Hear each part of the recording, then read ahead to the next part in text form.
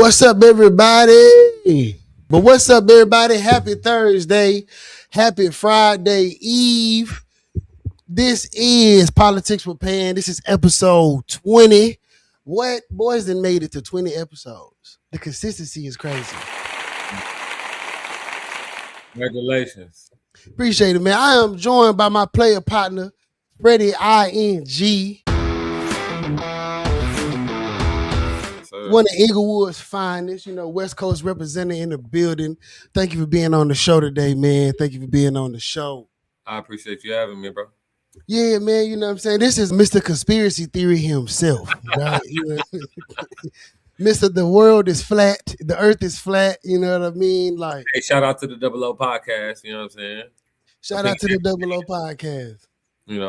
Yeah, man. Yeah, man. So, Fred, along with being our guest today, Fred is also our featured artist. You may have heard his music before in some earlier episodes, but it ain't never too late for a refresher of, that goodness. So we're going to get into them jammers, and Fred is going to talk about some work that he got coming out, that your ears would be pleased to enjoy. But today going to be a continuation of what we was talking about last week, which is the destruction of Black power in America through the systematic planning of the Republican Party and the elite 1%. We're going to talk about that. We're going to get into it. But Fred, before we do that, man, let the people know who you are. I told them a little bit about you when I previewed your music earlier, but let them know who you are, where you from, where you hail from. I know you from a little bit of everywhere, but let them know. My name is FreddyING. You know what I'm saying? I'm a rapper, producer, engineer. You know what I'm saying? I'm from Inglewood, California. Yeah, I grew up in Inglewood, ended up finding my way out here to Houston, Texas, and relocating, so I'm down here, and doing music and every way in fashion, so. Okay. Yeah, shout out to his beautiful fiance. Yeah. The fashionista, the fashion guru. Yeah. The Miss Make It Myself, you know what I mean? Yeah. Miss Nina, shout out, right? Shout out to the fam.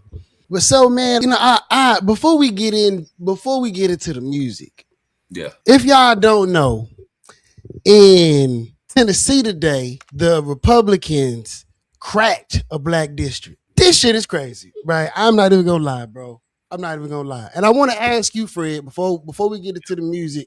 I know, what I'm saying, most artists are not, at least in this era, most artists are not very political, right? Like outspoken. You do see like the Nicki Minaj's and the Nick Cannons and stuff like that, but a lot of the younger artists are not really tapped in. At least they don't voice an opinion, right? Especially the young black ones that don't really say anything about the things that are going on. And with these people, I talked to Kingsley about this, with these people having these immense platforms, especially the younger ones who have influence over people, 18 to like 25. Like, what do you think, being an artist yourself, what do you think is keeping them from getting on their Instagrams, like what's his name, Vic Mensa, and what is the what's the disconnect? What do you think from them as far as like participating in like political stuff? Is there a lack of pro-blackness? Is there a lack of community? Is there what's lacking that is prohibiting these people who have these large platforms from speaking out, right? And like joining in community with like older black people who do have more like academic leaning platforms and forming some kind of coalition so we can get these niggas on the same page. I definitely would say like it's like a misunderstanding thing, because I know from my aspect, like me and like a lot of young people feel like our vote don't count, like, and that's not even just a young demographic. I think that's like within like as far as us like as a culture as well too. Like a lot of people feel like our vote doesn't count when it comes to like the presidency and shit like that. I feel like our vote does count like on a smaller scale, like when it comes to like mayors and governors, but a lot of people already feel like kind of cheated and we like already underrepresented.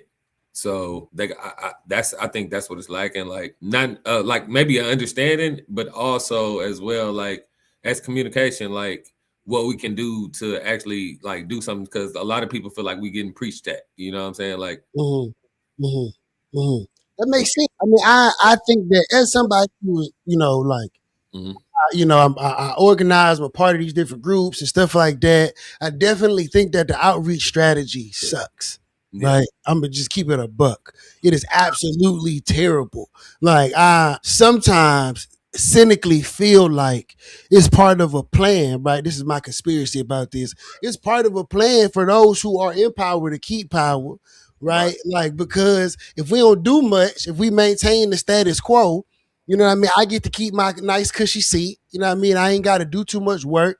They not gonna do nothing no way, right? And I can talk to them up here instead of meeting them where they are down here. Like, you know what I'm saying? Like, because a lot of them are lawyers and stuff like that. So they talking a lot of that legal jargon. Like, they don't know nobody from the block. Like, they don't, like they don't have, grandmas and aunts and cousins, stuff like that, who don't have, higher level degrees and did not go to college. Or it's like they completely forget how to talk to anybody. Right. Like, and maybe my peers may feel differently, but all like the social gatherings that we have, they're incredibly boring. I'm not even gonna lie, bro. That shit is incredibly boring, bro. The galas and the panels and the, you know what I mean? Like, who we talking to, bro? If I gotta put on a suit and go to another gala, dog, like, why? What are we doing? Like, what's the point in this? Like, the world is burning and everybody got on nice suits, eating, nasty chicken in his restaurant. But literally the world is burning, fam. Like, black people are losing representation. Like, the black people who don't have, they're having less and less and less and less and less. And all of the well-to-do, in the know, college educated Negroes are out here, clinking champagne glasses, going to the Kentucky Derby, talking to each other on this high level, while not including, working class Negroes. Like, put it out there, right? Like, and I feel like, because, back in the day, the artists used to be activists, right? Right. Like, you know what I'm saying? I always, Harry Belafonte always pops into my mind, and I got a little issue with Harry, right? You know what I mean? Because he married a white lady. Now, I'm not racist or anything like that, but like, but like, you don't like the smell, huh? I know it's not even that. It's just, how are you so pro-black but you marry outside your race?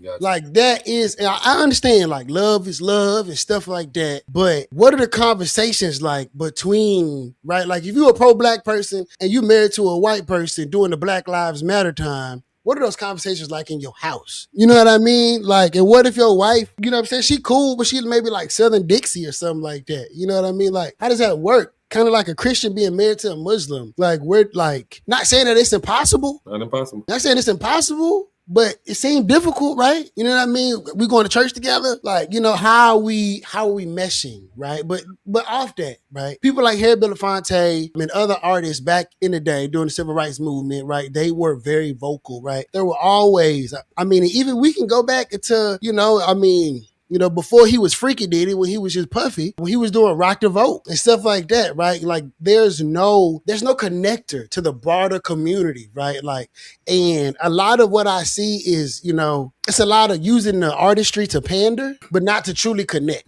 Right. You know what I'm saying? Like, how do you feel about the Cardi B entering the chat politically versus the Nicki Minaj and the Nick Cannon? Like, what do you feel about that? I feel like it's all an agenda, even on both sides. It's like both is pandering to certain, races and certain, groups of people to get the vote. And I feel like instead of doing that, it should be like more about, the policies and, speaking on what we could change instead of you trying to pander to us. Because, like I said, even with I think even with the Kodak Black and even with the Wayne part, like that was pandering. You feel me? Mm-hmm. Yeah. So it's just like, it's nasty on both parties, to me, in my opinion. Really? Yeah. I mean, well, we're gonna get into that, because I definitely want to talk about the ripple effects of the most recent voting rights case, right? And like what that is going to do to like Black power in America, and what I feel like I tell people all the time, integration was the worst thing that ever happened to Black people. I don't care what anybody says. You said why? Yeah. Because like what do we have, bro? think about it. Think about our communities, dog. Like, and we like you've lived in LA, right? You live here in Houston. You know what I mean? Like the contrast in the communities is very similar, right? Like you don't see plumbers. You don't see like law offices and stuff like that. You don't see pharmacies that are owned by Black people. Ain't no movie theaters owned by Black people. We don't have skating rings no more. Like boys and girls clubs, all that other kind of stuff. Like there's no communal infrastructure. There are no second spaces for Black people to go inside of their communities. Like I said all the time, I live over here in Third Ward, bro. We like in Third Ward big, right? Like Third Ward is like its own little city. You know what I mean? But there's like a coffee shop over here. And it's a vegan coffee shop in an all Black and historically Southern Black community, bro. It's only like one real coffee shop over here and it's vegan. Negroes like milk. Yeah. You know what I mean? Like boys want milk in their coffee. And I'm not like, I don't give me wrong. I love the Doshi House. And this ain't a dig on the establishment. Yeah. It's just really pointing out the lack thereof of resources and attention that our communities get. Right, like, and this court case is going to exacerbate like the little that we do have. Oh, man, they are about to steal everything from us, bro. Is like, this the Louisiana versus Caius?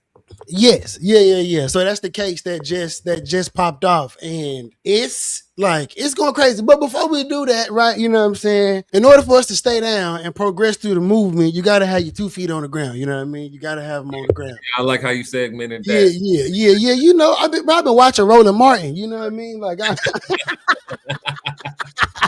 sir. Yeah, I've been watching a lot of Roland Martin, dog. Like, you know what I mean? You know, trying to perfect my craft and whatnot. But, you know, like I said, y'all, Freddie, even though he is my guest and I'm going to be pontificating my political thoughts to him this evening, and we're going to, you know what I'm saying, have a little back and forth. We're going to jam out, too. So this is Fred's newest track, which is a jammer. If you have not heard it, you will now. And if you need to check out the video, I will give you the ability to do that. I'm going to put a link up so that you can hear it. My boy, he dancing in there like he went to Juilliard. You know what I mean? Doing a little. You know, he doing a little 1-2 in there. You know, but this is called 2 Feet. Fred, you want to tell him about the track? Oh yeah, this is 2 Feet. You know what I'm saying? New single out. You know what I'm saying? Produced by me and Chris Classic. Additional vocals by Rocky Banks and Neptune. It's out on all platforms as well as the video is out on YouTube. So go look that up. FreddyING 2 Feet. FreddyING 2 Feet. And if you have not, go ahead and follow my boy right now on all the socials. Just scrolling down here at the bottom, man. This is 2 Feet by FreddyING.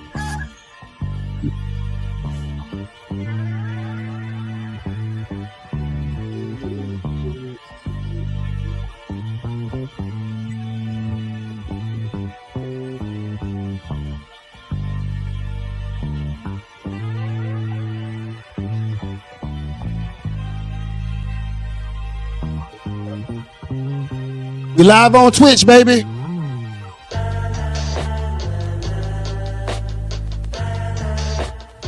Show them the dance moves, Fred. Do the dance move. Do the dance. Do the dance.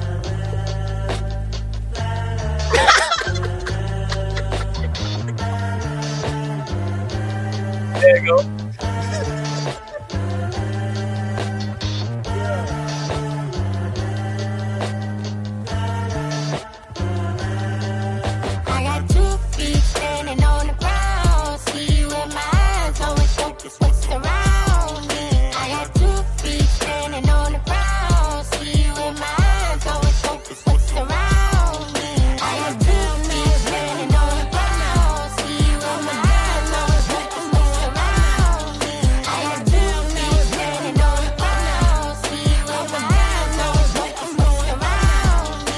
They pray that I fall, but I'm high and landed. I gotta thank God I can't take it for granted. Remember them days I was left empty-handed. I came from the mud, now my name is granted. I'm having some motion, my life panoramic. I be the man while they barely can manage. Used to get curved, now I lead double-handed. She calling me Poppy, but don't know no Spanish. Ball was too low, now I'm sitting and standing. I'm standing on business, no misunderstanding. Turn nothing into something, appeared and I vanished. Now I got the juice, what I built is organic. I knew I was him, granny told me I managed. I step in the spot, got them tweaking, they panic. No matter the op, I was taught take advantage. So this shit was made cause I drew to the planet. I got 2 feet standing on the ground. See you in my eyes, always focus what's around me. I got 2 feet standing on the ground. See you in my eyes,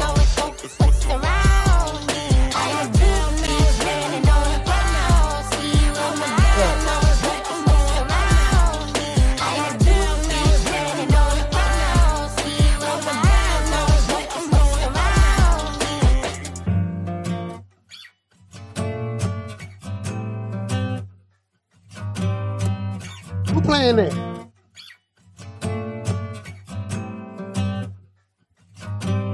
I got 2 feet on the ground. I got 2 feet on the ground. I got 2 feet standing on the ground. I got 2 feet standing on the ground.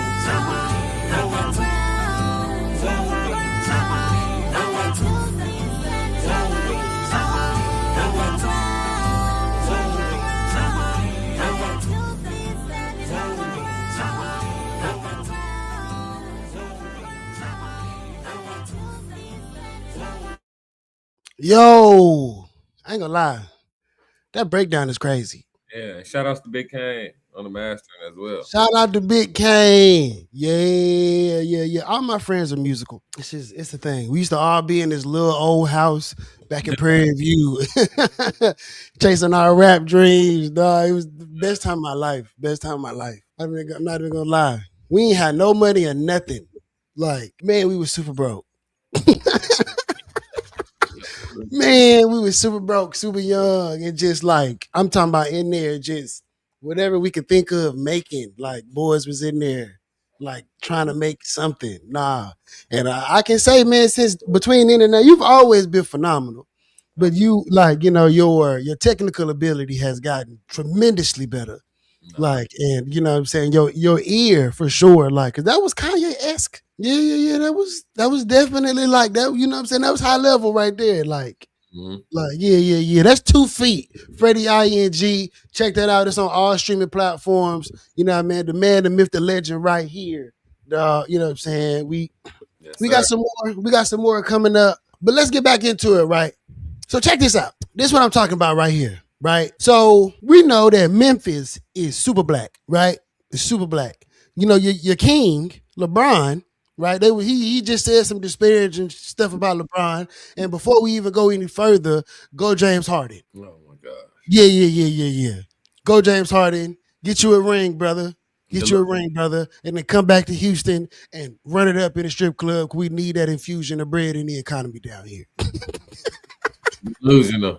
Not, bro. Like, James Harden deserves a ring. But anyway, so Charles Barkley. Whatever. So there's a thing called packing. And there's a thing called cracking, right? So what they're going to do in Memphis, because Memphis is like, I think it's like 60% black. Since the law passed, the Caius law, Louisiana versus Caius, now, like I said last week, the legislators, they can redraw the lines of the districts, right, based off of partisanship. Now, what that has done is it's made it hard for people to say y'all are being racist, right? Like, that's it. Like, if they take it to court, they have to prove without a shadow of a doubt that, like, the intention was racist, right? Like, that y'all are doing something racist.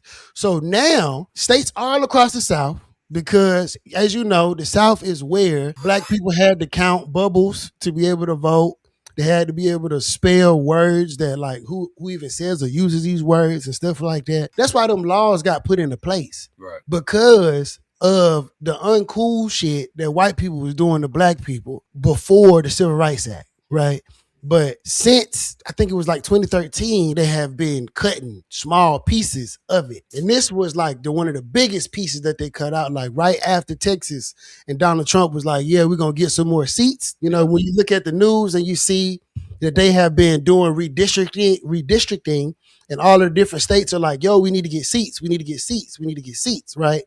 Well, basically what they're doing is, like, you know, all of them are, like, you know, capitalism takes imaginary shit, makes it real, and then tell you that you got to believe that it's real, right? So all of the lines that our government put together to be able to create these specific districts for people to represent us in, they are not forever, right? Like, and like what happened here in Houston with the 18th Congressional District, I don't think anybody thought that would ever happen, right? Like, they tried to do it in 2021, right? They tried to combine the black districts into one, like, and then shift everything around, but they didn't. And it just kind of, you know, everybody just kind of quiet about it. Like, it was a little like, but it was quiet about it. But they actually got it done last year. And that's why you got Christian Menifee running against Al Green, right? Because they achieved their goal, right? Like in making sure, because the black people who live in the 18th Congressional District didn't have a congressman for like a year and a half or something like that. So like that's the game, right? And I'm gonna ask you this. Do you feel like white people feel like they are losing their grasp on the power that they have here in America? Oh, for sure. Why? I mean, not just like like as far as like just the numbers generally, the numbers we definitely outnumber them for sure. If you do the statistics, and then also just like our leverage, we're starting to have like more leverage now, more than ever. You know what I'm saying? But again, it's to your sentiment of using that leverage for good. But it's like we ain't never had this leverage before. So what exactly what should we do it?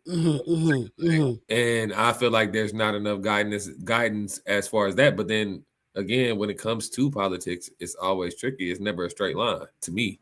That's what I would say. What you mean by that? There's a give and take on both sides. Like I said, there's a give and take, whether who's elected in the seat or, who's put in that position or role. I feel like there's a give and take. Like, okay, they might have to sacrifice this, which, people might be complaining about in order to get this. So there's always, it's never like just a straight line. Okay, we can fix this and we can do this and we can do that without doing this. Yeah. If that makes any sense. Yeah, so I don't know what's going on with that. Do you feel like the black politicians who represent the majority of black areas, you over there, I'm over here. Mm-hmm. Do you feel like the people that we elect to represent us in our communities are doing the job that we are electing them to do? No. I mean, I can't say that. I will say.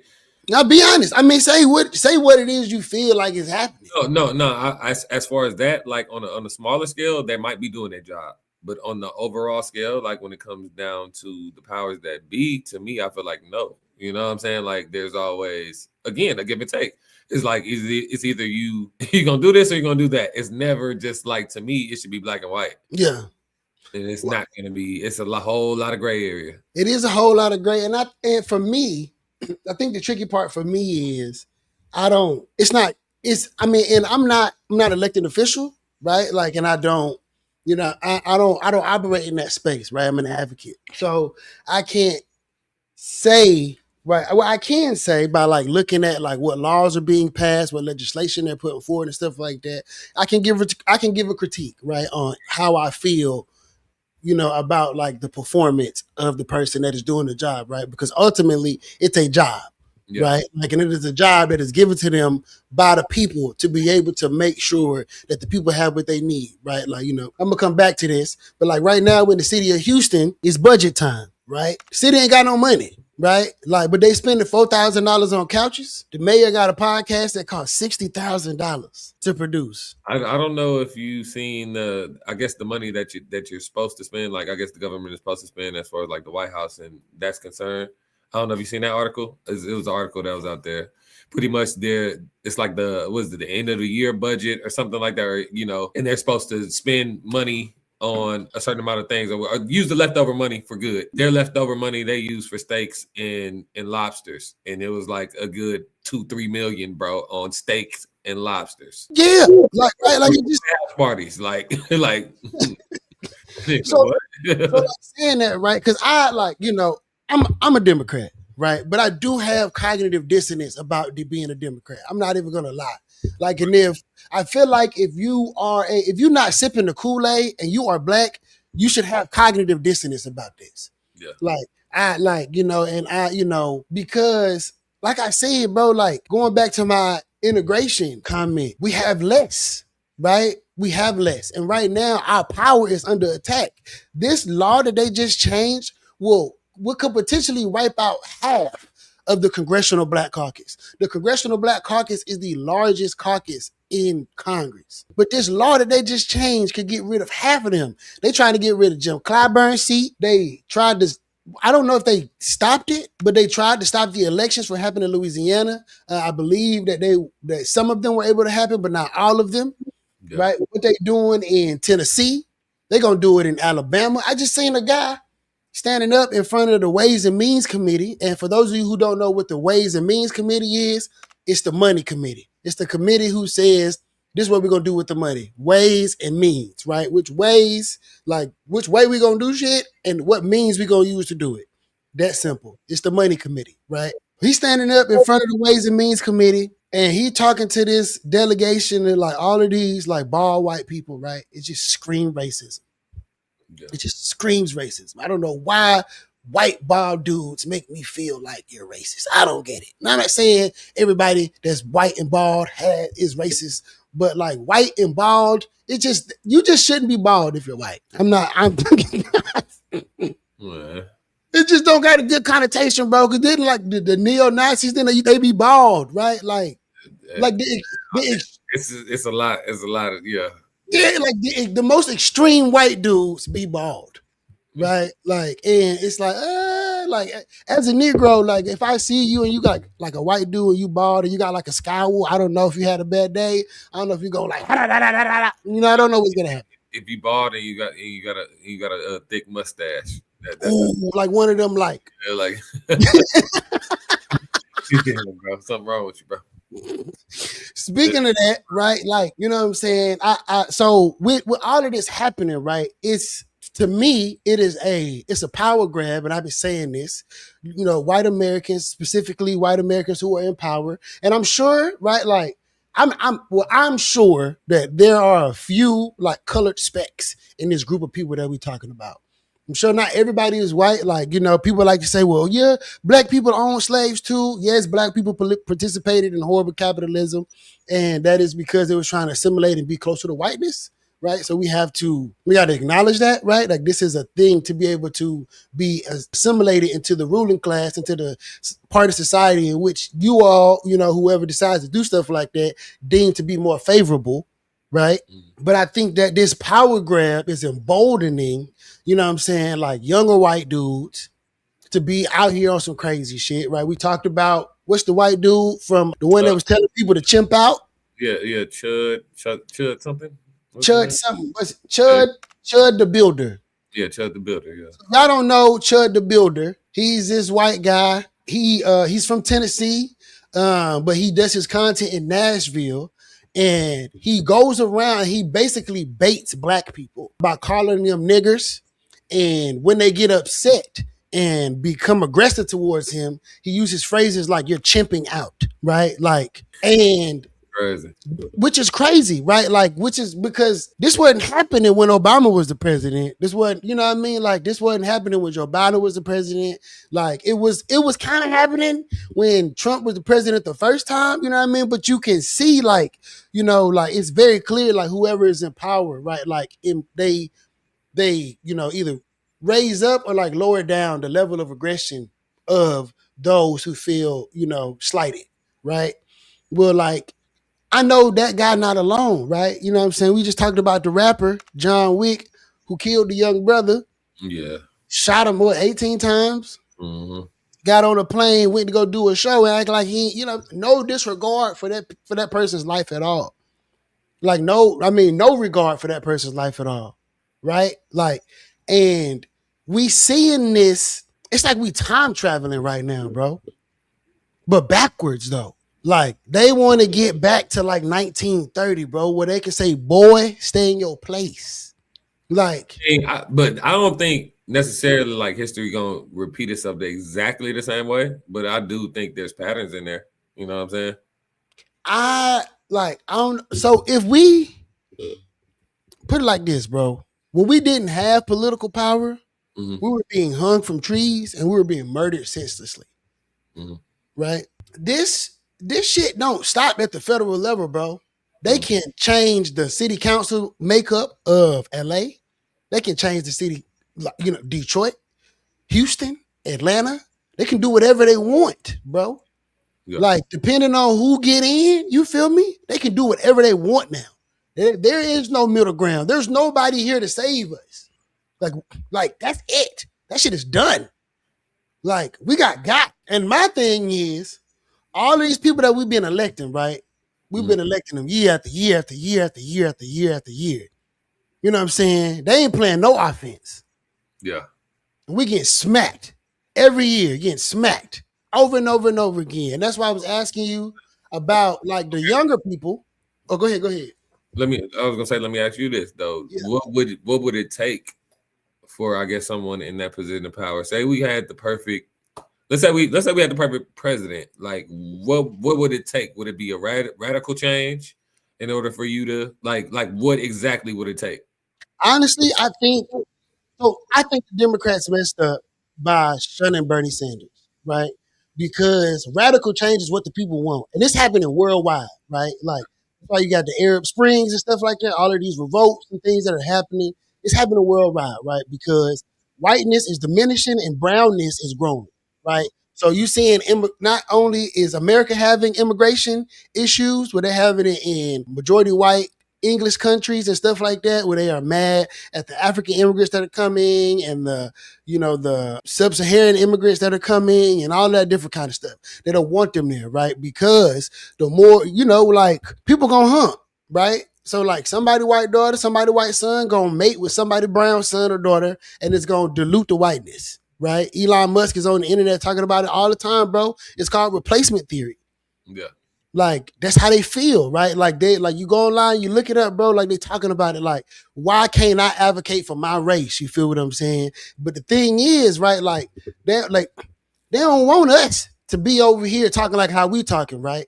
They don't want us to have real talk. They want us to be, like, they don't want us to say how we really feel. They want us to, like, I was at a meeting, right?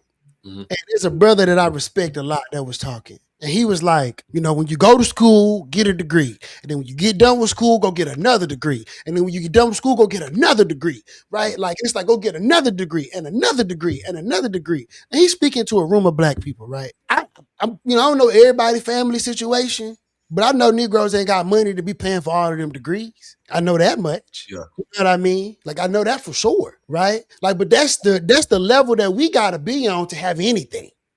Right? You know what I'm saying? You could be a mediocre white man, you know what I mean? Like, and you can be a $200 million stockbroker on Wall Street, or you can work at Merrill Lynch, or. Okay, but look, not to cut you off, like I said, like, what would be the radical change? Oh, but I think. Let's get back to that. I think that having a radical change is increasing the amount of socialism that happens in our capitalist society. And that's why I said we dropped the ball with Bernie Sanders, right? Because people wanted something vastly different. And we did get that with Donald Trump. Like, we did get radical change with Donald Trump. This is radical. Yeah, it is. Like, they put us in a time machine, bro. Like, it's extremely radical. Like, we going back. Like, we are going back. And I don't know, like, honestly, and this is the thing that's pissing me off, because I've been seeing people like, Roland Martin, Isaac Hayes' son, Stephen A. Smith, all of them. They're like, we're not going to be quiet. We're not going to be silenced. But what are we going to do, though? Yeah, right. Okay, which brings me to this question. Yeah. Look, I'm just asking. I'm not going to state my opinion on this, because I'd rather not give my opinion on this. I'm just asking him, what do you think Obama could have done different? Like, as far as radical change? I think Obama could have been. Do you think he did do something radical as far as change? I do not. Okay. I do not. Yeah, I got love for Obama and Obamas, and I appreciate, the impact that they have had on a culture. You know what I mean? But I definitely think that Obama could have been less status quo, right? I think Obama did what he could to keep the ship steering. Yeah. But he didn't do anything to change nothing, right? You're going to see a lot of Negroes online saying Obama ain't do nothing for the black community. My daddy is one of them. When you talk to my daddy about Obama, he going to go left. He's going to go left. And it's like, and people will be like, he is the president for America, right? Not for black people, but for America. But the white presidents look out for white people, right? Like, I don't know how, there's not a more eloquent way I can put that, right? So actually, right, I spoke about this last week, with the homegirl, not a week before last. I can't remember what it was, but look to New York, right? Look to the mayor of New York. It started snowing. That boy paid people $30 an hour. He gave people money, put money in people's pockets, bro. Kids is hungry, bro. They don't got coats. They don't got jackets. They living in shitty apartments, dog, that don't got heat, that don't got plumbing. They like these governments are allowing these slumlords to be able to mistreat people. You feel what I'm saying? Because they can't defend themselves because they don't have any money. Yeah. Like, so why don't we radically empower people with some money, bro? Why don't we? Right? You know what I mean? Like, we live in Houston, bro. We got a tremendous illegal dumping program, an illegal dumping problem, bro. Tremendous.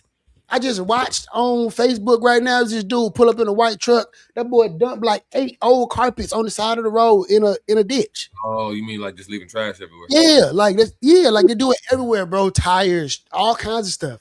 In all of the, and it's usually in the majority minority neighborhoods.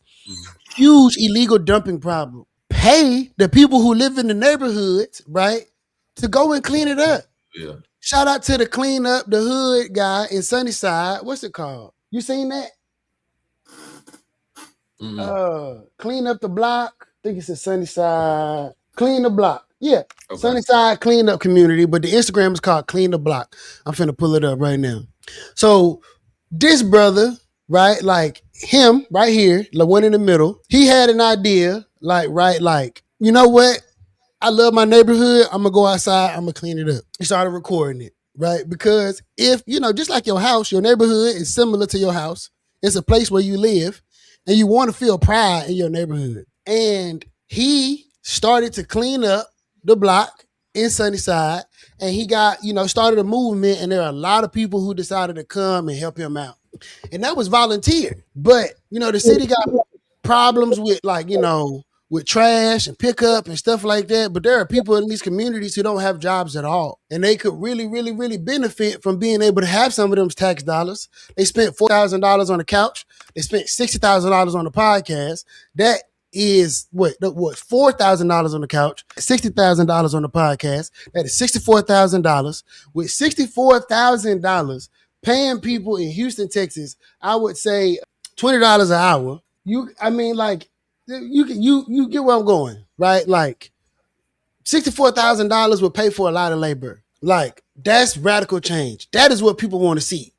Like, people want to see government actually work for them. Like, because do you feel like government works for you? At this moment, no. Like, have you ever felt like you got a return on investment on your tax dollars? No, man. You know what I mean? Like, and you, I mean, growing up, you lived in a predominantly Black community, right? For sure. Like, you know what I mean? Like, and, you know, like, what resources are in these communities, right? Like, you know what I'm saying? What jobs is coming? Little to none. Like, growing up, as far as, like, it was nothing but really, like, little sports things that, you know, of course, helped out the community. But other than that, nah, we didn't have no, not like it is now. Like, you know, Houston got libraries that got, you know, resources now. You know what I'm saying? I don't know if you've seen that one library that, like, have the podcast room for free and the studio room that you can. Yes. We don't have that in LA. You know what I'm saying? We had the regular old library. That was about it. And niggas didn't even go to that. You know what I'm saying? Because it's right next to the courthouse. So niggas is not going to. For sure not going in there. Like, nah, baby, we're not finna go have book reading time. I might got a warrant or something. Yeah. Like, yeah. And I will, like, right, you know, I don't think the city of Houston does everything wrong. I think all governments misappropriate taxpayer dollars. Right. Like, you know what I'm saying? Public administrators, like, if you somebody who get into the game to go work for a city or something like that, and you want to be like a leader of a city, you know that you are going to be in control of a very large budget, right? Like, the mayor is in control of the police department, the fire department, like all of these different departments, right? Like, they are stewards of hundreds of millions of dollars. Mm-hmm. So I definitely think that a lot of the people that we vote in, right, be like, they want to, like, being in politics is really like being in this club full of stuffy people, right? Like, you know, where everybody got this mask on. I would assume it's like the, you know, the other gang, What other gang? Dope gang. I would say yes, right? Because you got your bosses, you got territories, and you got right? People, you got people short stepping. You know what I'm saying? Yes. Like, it ain't no difference than the street, bro. They just got on suits.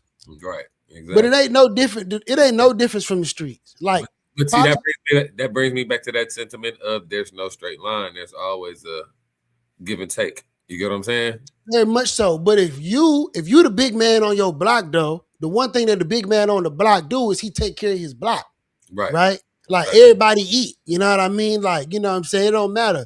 Miss Jennings needs some money to pay her rent. He gonna break her off, right? Because Miss Jennings not calling the police when you send Ray down the street to make that sale in front of her house. Right. You know what I mean? Like, you know, so there's more of a community in the dope game than it is in this game, right? Because the people like the plug is Johnson and Johnson, right? You feel what I'm saying? Like, you know what I'm saying? Eli Lilly. Like, you know what I'm saying? Halliburton, them the plugs. You feel what I'm saying? So all the dealers, they need the plugs to look upon them favorably so that they can continue to be able to do their thing. So there is no allegiance to the block because the block don't feed them. You know what I mean? Like, okay. So look, and this brings back to see how everything just ties full circle, bro. This brings back to what you said as far as like explaining it to the youth. And I said like a lot of youth feel like they're getting preached that. That didn't sound like I was getting preached that. You get what I'm saying? Like it sounded like you broke it down simple and plain. That's what they need. Yeah. But see me. That's what I'm saying. As far as like the element of getting them to vote. You get what I'm saying? Instead of pandering to me and like this and you know, catering to your needs, but no, tell me the real, like, you know, explain this shit to me. Like, what, it's communication. Yeah, but me, I'm one of them ones though. Like, I got, you know me, bro. You know, when we was in school, you know, I'm going to class. You feel me? I'm doing what I got to do. You know what I mean? But also, you feel me? We at the spot playing 2K too, though. You know what I mean? Like, I'm not like, you know, I like going to college and getting degrees and stuff like that didn't make me feel like I was separate from people who didn't go do that. You know what I mean? Like, so I still communicate with people on the block. I'm still in the hood, like chilling. You know what I mean? Like talking to everybody, interacting with everybody. Like, I got a partner. Whenever we go out, he always be like, bro, how you know all these niggas, bro? Like, how? Like, you know, where do you meet these people? But like, these my people though. Right. Like, you know what I mean? Like, like we all in this together, bro. Whether you went and got degrees, whether you a millionaire, whether you broke, you feel what I'm saying? We all got something to offer.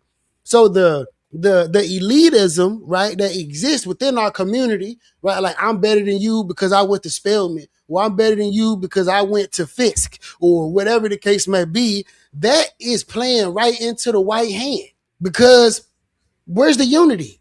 Where's the togetherness? You know what I mean? Like where is it? It don't exist. And this is another thing. Do you feel like again? But then that's what it brings me back to the radical change, right? So when we have like these major moments that happen and we protest about it, do you think like that makes a difference, or should we do something radical? Like, you get what I'm saying? Like, to me, and this is my personal opinion, if we're gonna do some radical and we're gonna come together as a unity, I mean, as a union, you know what I'm saying? Like, that's more like Black Panther-ish. You feel me? They did more and more radical things to try to force change. Yes. Are we do that, or are we just gonna be passive aggressive, or what are we doing here? Like, I mean, what we're doing is maintaining the status quo, and maintaining the status quo has got us where we are right now, right? Like, less rights. You feel what I'm saying? We're gonna have less representation. We're going right back to Reconstruction, like, because all of our leaders that was out there in the street, like keeping it on their neck, they died, right? You know what I mean? Like, they died before Martin Luther King died. He said, I think I led my people into a burning house. You damn right you did.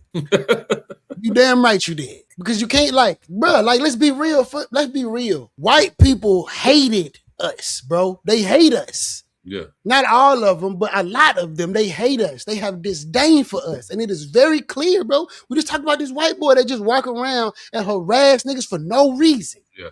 For no reason at all. I was watching this video. It was on Roland Martin. It was these black ladies at the park working out. This white lady in this long dress with these ugly shoes walked up on them and just started messing with them. You should respect them. I work with the CEO. This is not your property. Anybody said it's go ahead. You've been out here for 2 hours. But what's the problem? You and that girl with the long ass kids. What's the problem? You and that What's the problem? What's the problem? Nicole, I'm telling you, Donald Trump gonna get some white folks' ass whooped. I mean, this idea that you think you just own the park and you just can roll up and question the folk. I have been to numerous parks. Not one time did I go, they don't look like they belong here. It's a park. Girl, go sit your plain Jane ass down. She should take her ass shopping. Because that little skirt she had on, anyway. You know, not only do they think that they own parks and streets, they think they own the whole world. That anywhere where Black people are existing with joy and happiness, that they need to try to come and shut it down. But we are not taking that. We never have and we never will. So that's why she got turned away and roasted. Because she had the caucasity, like we talked about earlier. Like, why are you doing that, bro? Like, you know what I'm saying? People, like, I know you done been places and white people that felt like they had the room to ask you what you doing and why you doing this. Yeah. You know what I'm saying? Motherfucker feel like they can hit you with a citizen's arrest. Right. You know what I mean? Like, they are empowered as shit to say whatever that they want to us. Like, and do whatever, right? Because historically, that's how they were empowered to interact with us. So when Martin Luther King was preaching that, you know what I'm saying, Black kids and white kids should be able to play together and stuff like that, yeah, that's true, and that's beautiful, right?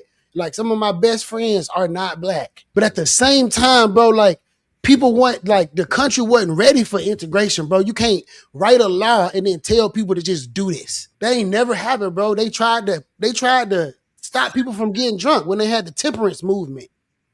Then people started making liquor in the woods. You can't just, like, the government is not the end all be all, right? It's not God.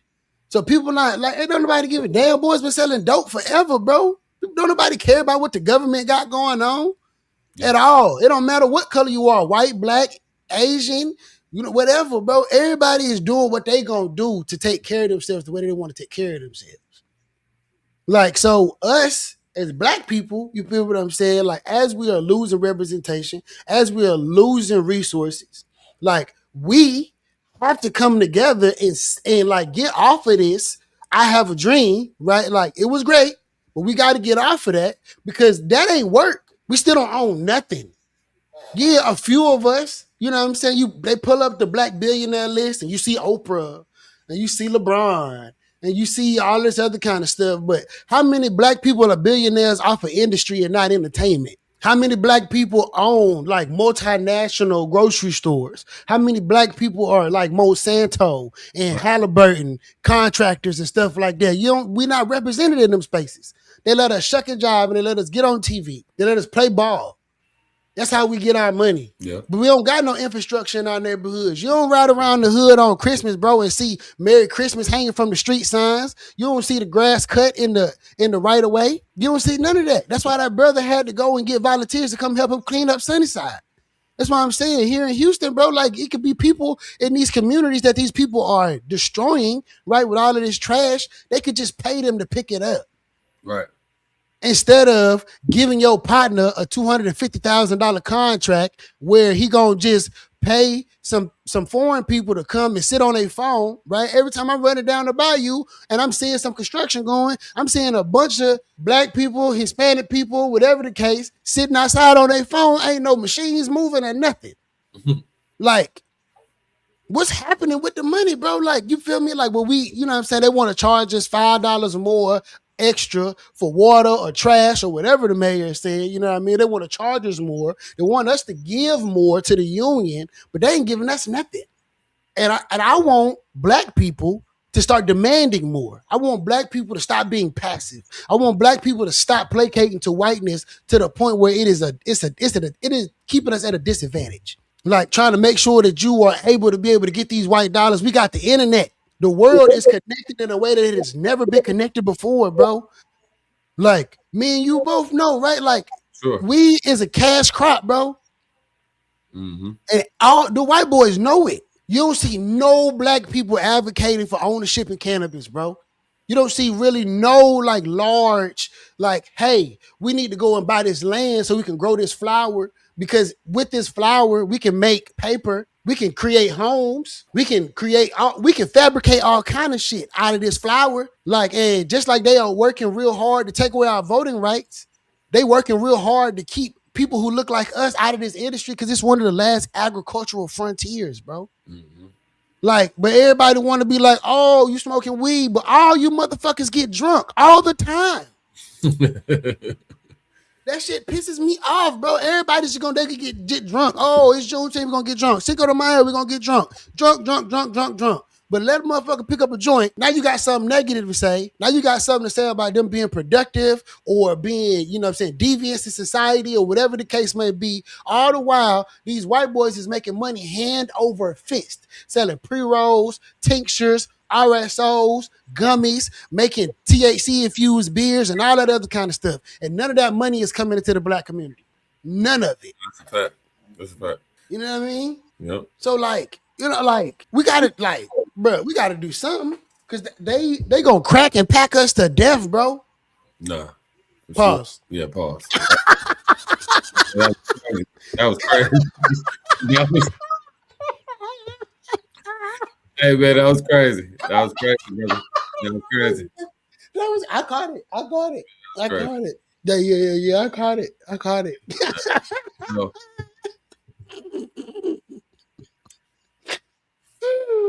Yeah, man. Yo, so I do want to ask you, bro. So what we're talking about, right? Going back to the Chud guy, right? Because this is crazy, right? What do you feel about the rise in political violence? Like, right? Like, cause like all of this, because everything that is happening around us right now is aggressive, right? It's a lot of aggressive energy. It's a lot of warlike energy. You know what I mean? It's not very communal energy. And you know what I'm saying? They didn't try to assassinate Trump 3 times. Mm. I think it's staged. Right. I don't think we talked about this earlier, right? Yeah. One shot, Charlie Kirk. One shot, JFK. Yeah, no, for sure. One shot, the good elected official from Minnesota. Yeah. Right? Like, one shot.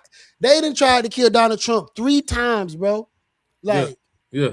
And this, but that's a part of the lure, though, you know. No, for sure. Like, right, you know that video with him. Yeah, that's a part. Yeah, so that's a start. That's a start. Right? And if he never get assassinated, then that's gonna be the thing. Like, you know, the only president to never get assassinated in 3 attempts, or, you know, however many attempts. You get what I'm saying? Like, it's a part of the lore, bro. Yeah, bro. Like, yeah, you know, he's trying like, to do. Yeah, bro. Like, cause what you doing?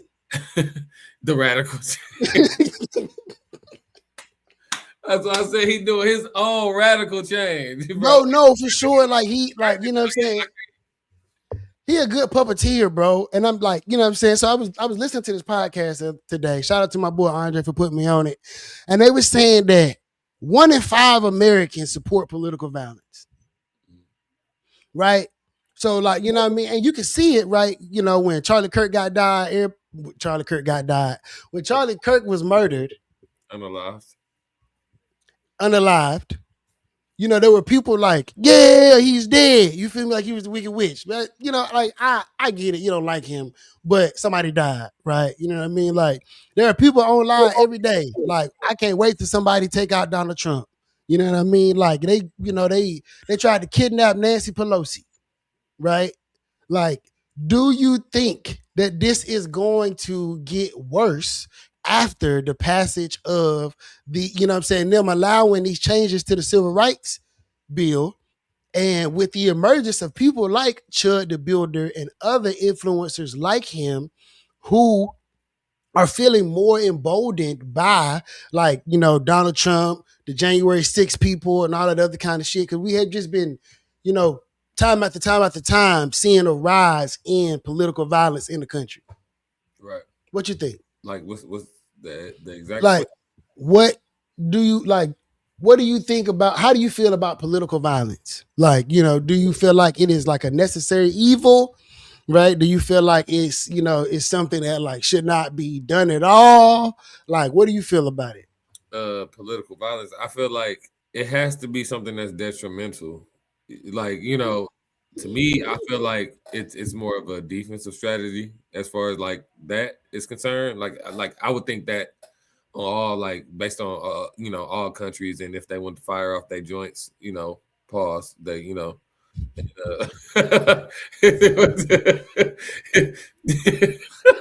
was crazy.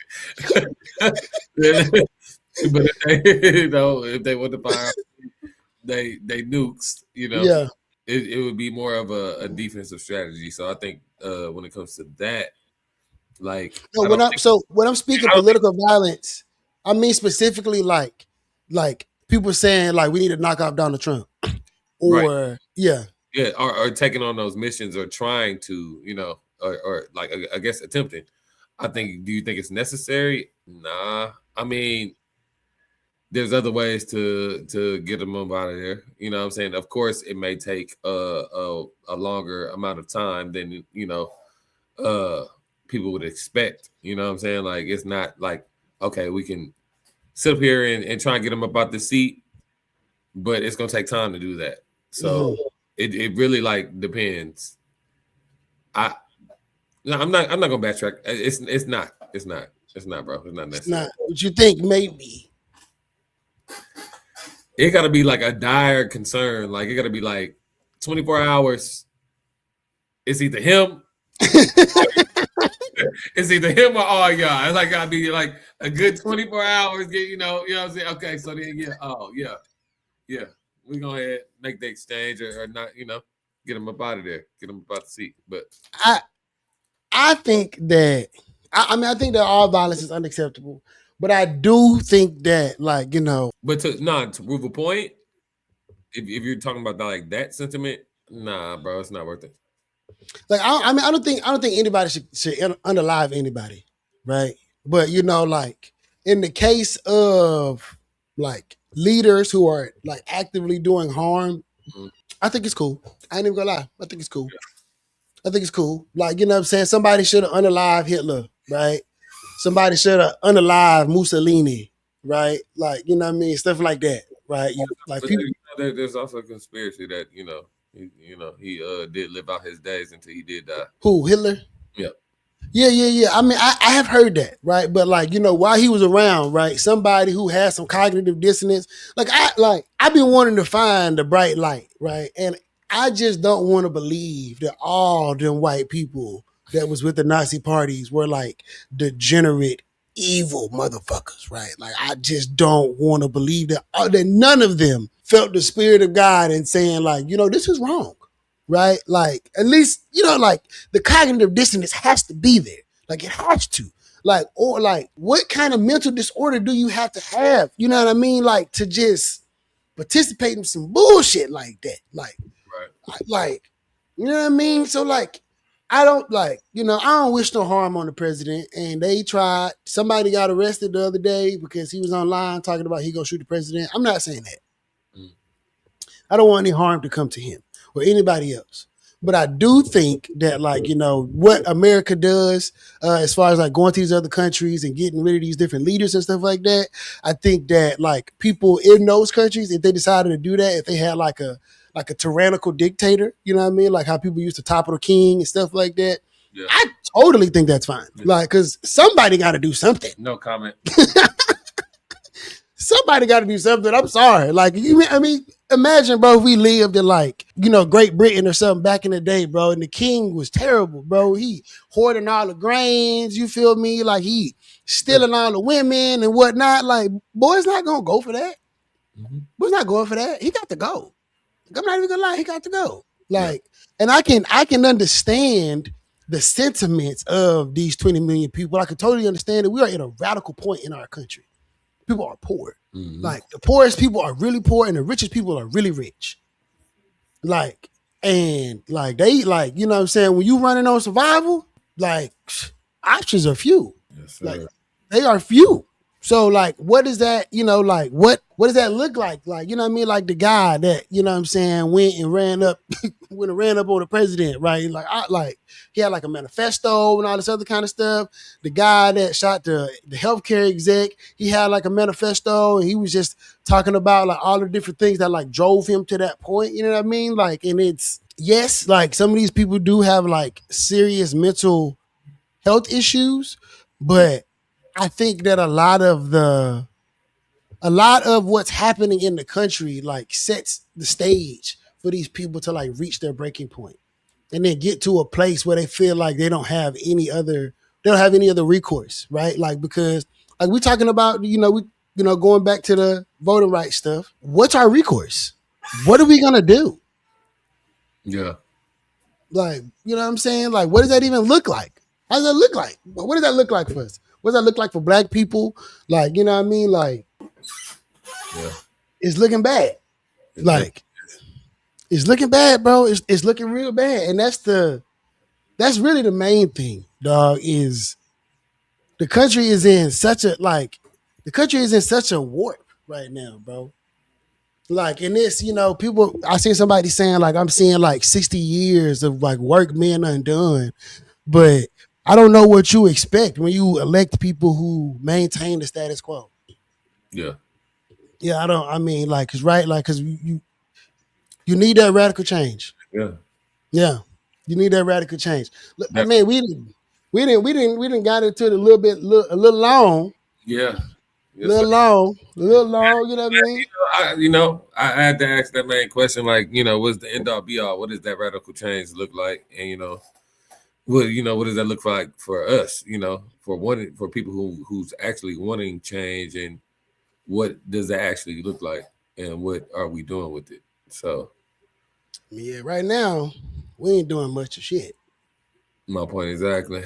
Yeah, we ain't doing much of nothing, bro, and it is disheartening. Like, and that's part of my cognitive dissonance with, like, what I'm saying, the Democratic Party, and it is like, because my mission is to help to increase the well-being of the Black man and woman in America. Right. So and again, like that's like anybody who's listening to this, we've been talking about it. Like I said before, I don't pick any side. I'm not with any side. I like, for me, I both sides are, pretty shady to me. There's no straight line. There's no black and white. There's a whole lot of gray area for niggas to move around and do this and do that. And, not speak on, not stand on what they say and what they speak on. You know what I'm saying? Mm-hmm. They can present this way, and then when it actually happens and, actions get into play, it's not really, what they said it was going to be. So, like, I'm cool.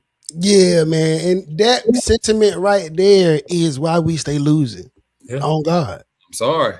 I get into this same debate with my elders and everything, and I'll be like, yeah, does it really matter though? Like, but does it really?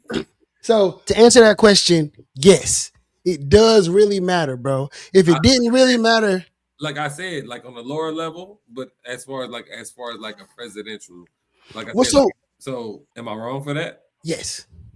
Okay. Yes. Because it does matter, right? Because, and I will, I'm gonna kind of go in a circle with this. We wouldn't be having this discussion about them rolling back protections for voting if it didn't matter, right? Like, they wouldn't be going so hard, changing all of the stuff that had been put in place if it did not matter, right? Like that. Now, the smoke and mirrors that we get, right? The bullshit that we get, that we see, right? You know what I'm saying? The panderers, the grifters, and all that other kind of stuff. Those are the people that we get in our communities to represent us, and it gives us a bad taste in our mouth, right? Because we don't see any tangible change in our communities. We don't see anything that is making it better for us, our grandkids, our kids, nothing. It's just like, y'all walk around in suits, getting free tickets to go to stuff and do woo-to-woo-to-woo, but we still over here like hurting, and every now and then we'll get a turkey. Right. You know what I'm saying? Or y'all have a job fair or something like that. But like, it ain't, it ain't much. It ain't, you know what I'm saying? You can't you can't fill your belly with that. Right. You know what I mean? So like, knowing that like Like the people who do a bad job count on people like you to feel like that. Because if you change your mind, right, then they won't have a job anymore. right, You know what I mean? So yes, on this, even on the side that we are fighting, that the side we fighting with, there are bad actors on that side who need you to stay disengaged because they want to keep their job.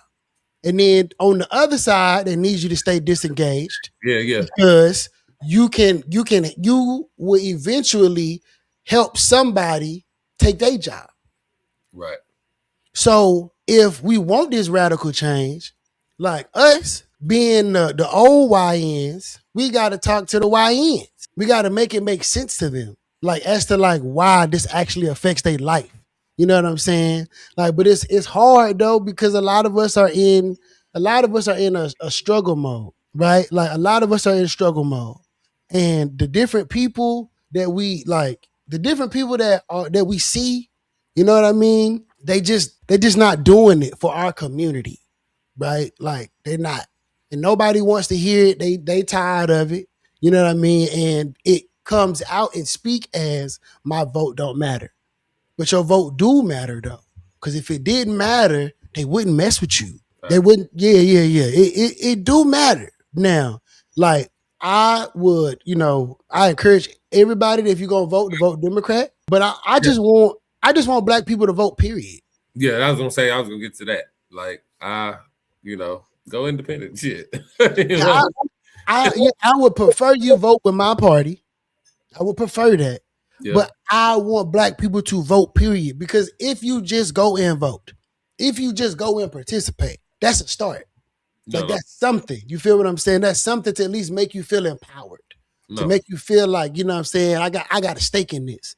You know what I mean? Because like I said, this civil rights thing, it changed the entire governmental landscape from the federal to the local. So like, like a couple years ago, the Republicans were on a tear of reshaping school boards, right?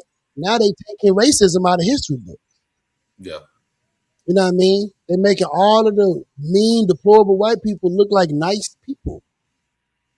No, for sure. I mean, but they always been doing that with Christopher Columbus and painting goddamn turkeys and, all that cornucopias and all that other bullshit. You know what I'm saying? Niggas walking around, you got the belt button on, like, niggas like, with the little hats. Like, what the fuck? The little paper hat with the band around it, the cornucopias, that got me dead, bro.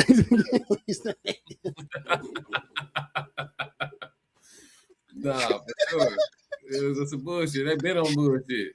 Bro, like, and it's just getting worse. But now that we are older, you feel me, and we are cognitive of what is happening, it is imperative that we give a fuck, bro.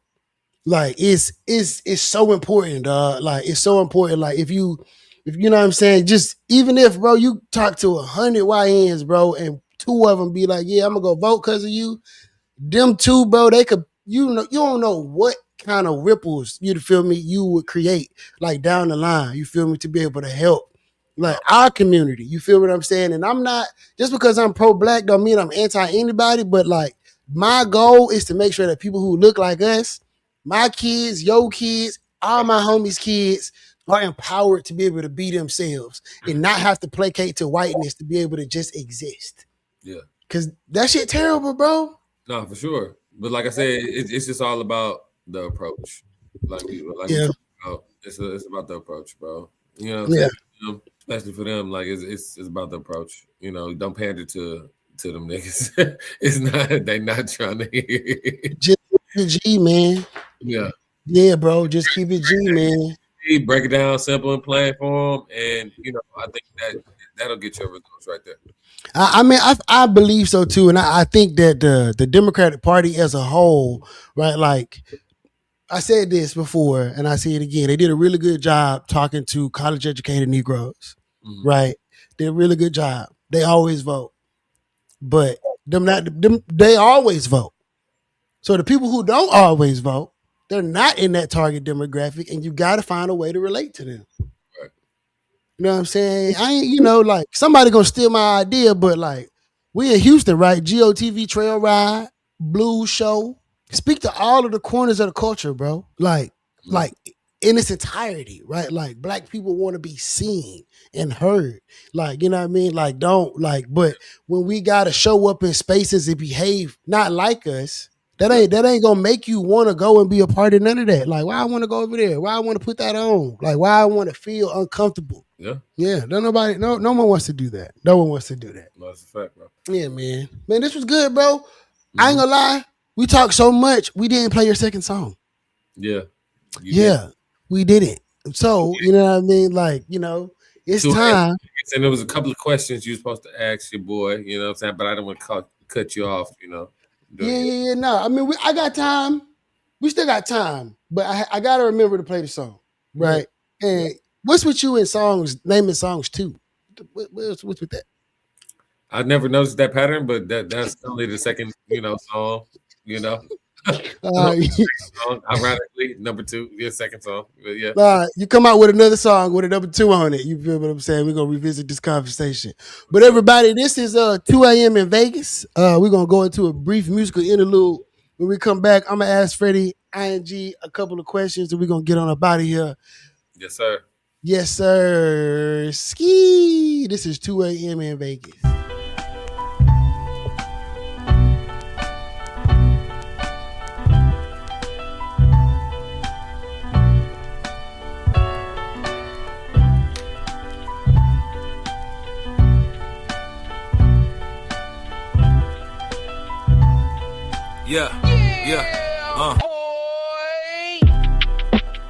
This remind me of one of Drake's timestamps. Trip to Vegas, need to clear my head cause my mind's cramped. Top flow at the Kazi, thinking music and finance. Illmatic for the jams cause this world is in my hands.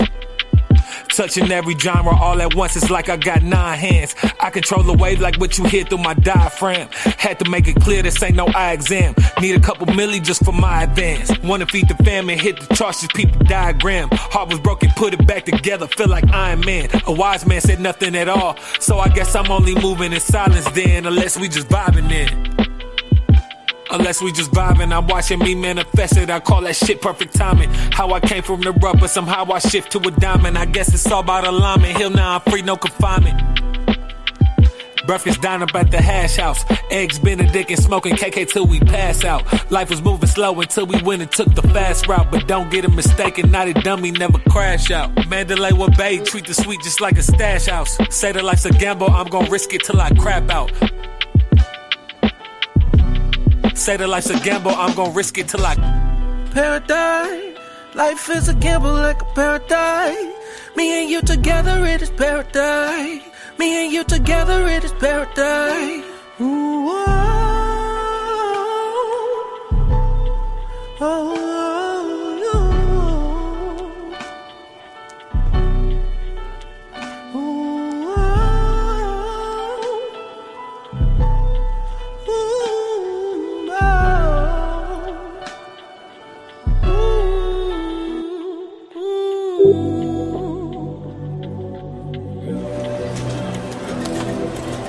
Place your bets, please.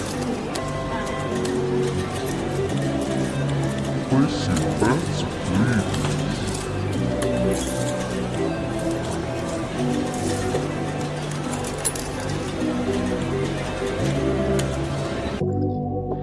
Baby, I am so all in on you. I've been trying to call it on you. Put it all on the line. Risk it all anytime.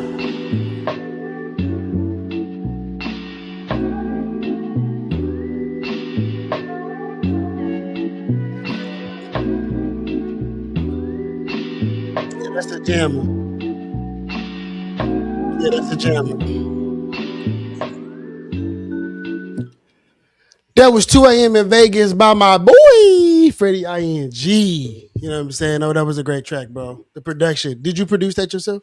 Me and Chris Classic. Chris Classic? Yes. Chris, like crisscross. Yeah. Chris, Oh, okay. Krislassic. Right on. Shout out Chris Classic on the collab with the production. Another PV native. Oh, okay. Okay. Right on. Right on. You know. Seeing them around. Okay. Probably so. Probably so. Shout out to the yard. Shout out to the productive people on the yard. Shout out to the productive people on the yard. Before we wrap up, I want to ask, you know, as you have, you know, advanced in your, you know, musical career and stuff like that, you know, getting more into production and engineering, where do you see the trend going in music right now, especially in hip hop music? Like, where do you see it going? Do you think this is a good time for hip hop? Because I've seen that hip hop has been like it's been on a downturn since Drake got mad at everybody and stopped rapping. Okay, so I think definitely for hip hop, it's definitely gonna be this is actually the time. Like even before then, even when like I say like around the time that Kendrick started doing the GNX, even a little bit before then, like hip hop, you know, I feel like it's a great time for hip hop no matter what age you are. You know what I'm saying? Like as far as like it being like hit making or song charting, that's a little bit different. You know what I'm saying? Like but as far as like just real rapping and expressing your thoughts, I feel like this is the time to be. You know what I'm saying? Like J. Cole just came off a phenomenal album. Who else? I can say the Clips just came off a phenomenal album. Kendrick as well with the GNX album. And you know, as far as like song making ability and top charts and stuff like that, that's what's been missing. And that's where Drake comes in. So I just think this is still a good time for people who make real rap and it just, you know, expressing their thoughts. I think this is a phenomenal time. So do you think it's going to turn more into like a niche market, like something that is a little bit more exclusive, like a La Russell kind of? I mean, to your point, it's already been that. You know what I'm saying? It's already, you can see that with the La Russells, and shout out to AJ McQueen. Their niche audience, Buddy, you know, from Compton. It's just a lot of, you know, a lot of artists that have their own lane. You know what I'm saying? Like, I think it's already been a niche, and everybody has that cult audience. You know what I'm saying? And I think that's already been there. But I don't think it's, I mean, like, so when I go back, right, I'm thinking about like, you know, back in the day, right, when DMX was hot, Fat Joe, Ja Rule, 50, you know what I'm saying, Snoop Dogg, all of that. Like, I would say that to this sentiment, none of them were independent. We're talking what I said, like La Russell's and like AJ's and who I said like Buddy, like he's no longer under what you call it, actual a major label. Like, you know what I'm saying? Like, these are all independent artists now. You know what I'm saying? Like, it's a little bit different. So, like, why do you think it's different? Like, right? So when I'm thinking about at least like their fan bases, are you saying that like, you know, there's less cross pollination, right? You know what I mean? Because those mediums like 106 and Park and stuff like that like don't exist. Yeah. So they got to find different ways to get their product out. Exactly. Everybody has their own niche. Everybody, like, you know, this is their brand, whether that be the conscious brand, whether that be the, you know, the trap brand, whether that be the, you know, I'm only talking about females brand, you know, and so on and so forth. I think that everybody has their own niche. Mm-hmm. And social media has played a big part into that happening. Yeah. Okay. All right. So I got a question for you. Sauce Walker or Boss Man D-Lo? I'm gonna go with Sauce. Ooh, I'm going Boss Man D-Lo. I'm going Sauce. Only I fuck with Boss Man because he dope. I fuck with Boss Man, but yeah, I'm going Boss Man D-Lo. I gotta go Boss Man. I'm gonna have to work with Sauce, man. You know, that's Sauce Walker. I ain't got nothing against Sauce. You know, I think he's a phenomenal rapper. I don't too much care for the way he puts his songs together, but I do think he can rap. Like, I think he yeah. I don't like, I mean, like, I haven't really been like a fan of like Sauce Walker songs since I'm too legit. Okay. I ain't gonna lie, because I'm too legit to quit it. I used to, crazy. yeah, Joints, man. Shout out to Sauce, man. No, Sauce can rap. Like he got like there's this one song. It's like he like rapping over like a New York beat. Songs with Boss Man D-Lo. So I said, like, he got a couple songs with Boss Man D-Lo. So, you know. I mean, yeah, for sure. You know what I mean? Okay, here we go. You know, look, Boss Man is my pick, right? And Boss Man D-Lo, right? I will say Boss Man rap the same over a lot of songs. So I don't care. It's jamming. I don't care. It is jamming. All right, Biggie or Jay-Z? Jay. That's trash. I'm going with Big. Yeah, all right. I don't even want to say this because it's crazy. Like I don't want to clip this up, but you know what he said. I don't care about what I'm saying. You agree with that sentiment, bro? Come on. I agree with him feeling like she was so fine. She wanted to lace he wanted to lace the daddy. No, I don't agree. But it's provocative and it gets the people going. No, that ain't getting the right people going. That's getting the other people going. That's getting the other people going. That's what you. Hey man, hey, that's getting the other people going. That ain't that. Hey, look. Hey man, it is 2026. When did he say that? In 1994. When did he say that? Right? It's damn near 20 years later. We're still talking about it. You see what I'm saying? Like that's art. That's all I'm saying. It's art. It's wild. You feel what I'm saying? But you can't even do that, bro. You know what I'm saying? You got Isaiah Rashad out here right now. Hey man, come on. Man. And then he didn't even say nothing. He just out here doing what he doing. You know what I mean? Like he have hope, bro. I ain't gonna lie. I have not seen. You know what I'm saying? Hey, shout outs to TDE, man. Shout out to TDE, bro. Like it's real progressive, bro. I ain't like, you know what I'm saying? It's real progressive. It's real progressive, right? Like we always hear about like, you know, gay rappers, but like not like rappers who identify as bisexual. And you know what I'm saying? It is crazy. Like it is crazy. It's a crazy time in America. It is a crazy time in America. But like that shit, like, you know, I appreciate that brother for speaking his truth. Like, I can appreciate that. Like, I ain't watched the full interview. I'm gonna go watch it just because I remember when it was like, yeah, Isaiah Rashad, he like boys too. And I remember people was talking about it. And then we see him for a while, and like now he's back in the media and he's like talking about it, right? Like, you know what I'm saying? I didn't know he had an interview about it. Yeah, on the Breakfast Club. Okay. Yeah. You know what I mean? Like, you know, that's why, you know, going back to my where is hip hop question, right? Like it's, you know, it ain't what the OGs remember it to be. Well, yeah, of course. Okay, but we're talking about a specific, I guess, span and time of hip hop. I mean, well, like, you know what I mean? Because I mean, like, you know, Young Thug opened it up. Pause. That was crazy.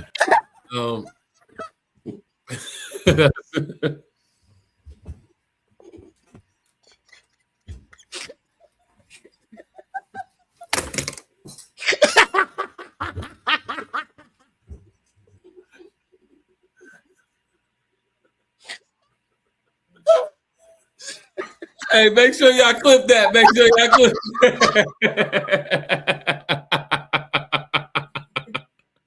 Make sure y'all clip that, man. Make sure y'all clip that. But I gotta get off here talking to you. Get off here talking to you.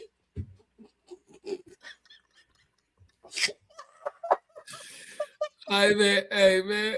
It's crazy. My chest hurt. Oh, my chest hurt. Oh boy. Oh gosh. Oh man. Oh, that's funny. I'm gonna clip. What's the next question? Oh, my chest hurt. We got. Oh, my chest hurt. Oh man, definitely gotta clip that. Okay, so my last and final question is, and I'm bringing it back to politics. All right. What do you think the artist's role is in solving the problems that we discussed today? I think it would be more like giving back, like more community work, groundwork. Like a lot of these places that you go to and have concerts, you know, go out there and try and like give back to their communities. Like a lot of places that, you know, you're making your money worth. You know what I'm saying? Like you're going out and you're touring to these places, you know, you got a certain amount of fans coming out, get back to those fans or get back to that city within those fans. Reach out to your demographic. Yeah. What I would say as far as that is concerned. And yeah, because we don't have a lot of artists that's doing that, even, you know, within, you know, their own communities as well. Mm-hmm. Like, you know, reach out and get back. You know, some of these people that showed you love, show the love back. You know, they got you to where your career is and where you want to be. Mm-hmm. So I feel like that's the start there. Now, the responsibility of them taking on other things and more bigger things, that would be up to their discretion, you know, if they really want to do that. But I think as far as like that's the least you can do. Yeah. Give back to the people who's giving to you and pouring it to you. Touche, man. Well, Fred, this has been great. I don't think I've laughed so much on this podcast. This is hilarious. Shout out to my boy Kurt Quinn in the building, man. You know what I mean? Like, you know, I'm gonna have to introduce y'all, bro. Like, you know what I'm saying? Kurt, Right. like an older brother to me, you know what I'm saying? Amazing artist. He raps and he sings. He's from New Orleans. He lives out in the LA area now. Right. Yeah. Like somewhere up there by Van Nuys or something like that. You know what that is? Yeah. Van Nuys. Yeah. In that area. Phenomenal artist, though. Phenomenal artist, man. Family. Love that guy to death. But this has been great, man. Fred, you got anything that you want to say to the people? Tell them where you at, where they can find you, what to be looking out for. FreddyING on all platforms. FreddyING on Instagram, on Facebook, on Twitter. Go ahead and follow me. I got a project that's coming out, 7-step program. First single was 2 Feet. We got some other singles that's going to drop within the next few weeks. So, and shout outs to Politics with Pan, of course. Next time we need to have the real debate, and I know you know what the real debate is. I am not having a flat Earth debate with you. The Earth is flat. Get it together, brother. We're gonna talk. We're gonna talk about it. Well, matter of fact, what we will do is we'll have a 00 podcast collab. I'm down with that. We can do that. But right now, right, you know what I'm saying? Because we're going to clip this. Mm-hmm. Do you think the Earth is flat? Let us know in the comments. If you think the Earth is flat, let us know why you think the Earth is flat. I do think they be lying to us when they go up there. Like, but I always think we're being lied to. Bro, the only reason you think it's a globe is because you walked in whenever you was in preschool, kindergarten, and you saw a goddamn globe on that goddamn desk, and you did not know what was going on. This is the Earth right here. I mean, that is true. Check it out. This is the Earth. Okay, look. That's no. Next y'all got. No. Get at me, man. 00 podcast, opinionated opinions. Shout out to Politics with Pan. Yo, we're going to clip this. We're going to see what they say on YouTube about this clip. About the Earth being flat. Is it flat or is it round? Let us know. But man, I hope y'all learned something. I hope y'all laughed. I hope y'all felt the love. You feel me? I appreciate you, homie, for coming through. You know what I mean? We're going to have to do this again. Whenever you drop some new music, you know, it's always going to be played on this platform. Yes, sir. Until next time, peace. Peace. Go Lakers. Man, get out of here, dog. That's not the last thing you're not going to say that on my screen, baby. LeBron James. Oh, hell. Hell the king.